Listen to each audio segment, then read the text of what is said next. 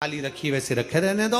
और गोवर्धन पूजन वाले दिन भगवान गोवर्धन नाथ जी का नाम लेकर माता लक्ष्मी का स्मरण कर कर फिर 2 दिए लगाना है। 2 दीप, अब की बार तेल का दीप नहीं आएगा, दोनों दिए घी के लगेंगे और दोनों ओर लगेंगे, लक्ष्मी जी के सीधे हाथ पर भी और उल्टे हाथ पर भी। घी का दिया लगा दो, अखंड नहीं लगेगा, थोड़ी देर के लिए लगाना है। और लगाकर उन्हीं दीप को लगाकर माता के पूजन कर लो।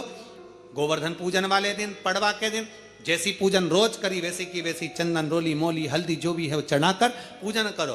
केवल 1 कमलगट्टा, 1 हल्दी की गठान और 1 कमरबिल का टुकड़ा समर्पित कर कर भाव से, प्रेम से भोग लगाकर आरती कर लो। वही 2 दिए से जो रखे हैं उन्हीं 2 दिए से आरती कर लीजिए और माता को प्रार्थना कर कर अपने घर में रखिए। फिर माता का स्मरण कर कर झोली पसार कर प्रणाम करो, माँ तू कृपा करने वाली। ये सारी पूजन जितने दिन की कर रहे हो सब शाम के समय करिए, प्रदोष काल में शाम के समय। दीपावली पूजन का मुहूर्त देख लो, रात का हो तो रात का समय देखकर आराम से करो, पर बाकी की जितनी पूजन 4 दिन की सब प्रदोष काल में कर लो, सब प्रदोष काल। और माँ से प्रार्थना कर कर माता उसको ले जाओ। जैसे 4 दिन की पूजन हुई गोवर्धन पूजन तक, 5वां दिन जब यम द्वितीया का आए, दूज का दिन रहे, उस दूज के दिन फिर वही जैसी की जैसी पूजन करते आए हो, जल का कोई स्थान, जल का छींटा, चंदन, रोली, मोली, हल्दी और घी के 2 दीप जो लगाए हैं, दोनों दीप वहीं पर सीधे हाथ उल्टे हाथ पर। और कोई कमल गट्टा नहीं चढ़ेगा, कोई हल्दी की गठान नहीं, कोई अमरबेल का टुकड़ा नहीं, जो चढ़ा हुआ है उसी का स्पर्श कर कर वापिस चढ़ा देना है, वही की वही भोग लगा देना है। जो सिक्के तुमने रखे हैं उस सिक्के को हाथ में उठाना है, 1 हल्दी की गठान, 1 कमलगट्टा, 1 अमरबेल का टुकड़ा, लाल वस्त्र में उसको बांध कर दिया साथ में लेकर, 1 दीप वहीं लगा रहेगा, 1 दीप साथ में लेकर जिस अलमारी में तिजोरी में आप रखने के लिए जाएं, उसी अलमारी तिजोरी के साइड में दीप को थोड़ी देर के लिए रखें।